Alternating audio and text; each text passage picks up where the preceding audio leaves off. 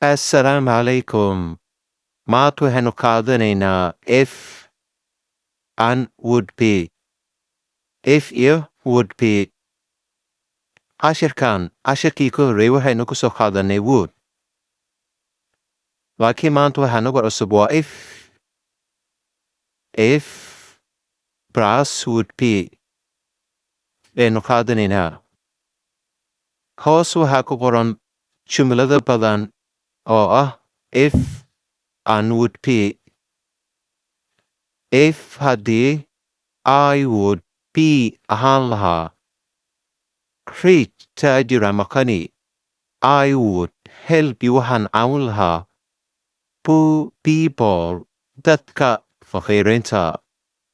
If haddii I would be ahaan lahaa rich qani ama taajir, I would help you waxaan caawin lahaa poor people dadka faqiiriinta. If haddii I would be president, haddii aan hala madaxweyno, I would build Somalia, waxaan dhisi lahaa Somalia. If haddii I would be ahaan lahaa president madaxweyne, I would build waxaan dhisi lahaa Somalia. If haddii I would be a teacher ahaan lahaa macallin. If haddii I would be a teacher, haddii aan ahaan lahaa macallin, I would teach you more, wax badan baan ku bari lahaa. If I would be, haddii aan ahaan lahaa a teacher macallin, I would teach you more, wax badan baan ku bari lahaa. If I would be free, haddii aan firaaq ahaan lahaa tomorrow berri, I would come, waan imaan lahaa. If haddii I would be stronger, haddii aan ka xoog badnaan lahaa, I would lift that box, waxaan qaadi lahaa sanduuqaas.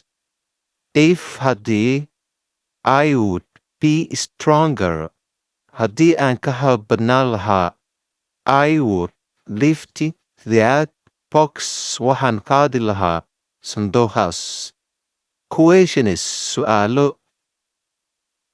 If you would be rich, haddii aad ahaan lahayd taajir, what would you do? Maxaad samayn lahayd?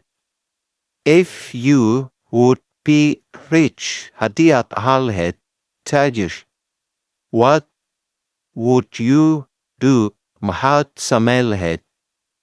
If you would be president, haddii aad ahaan lahayd madaxweyne, what would you do? Maxaad samayn lahayd?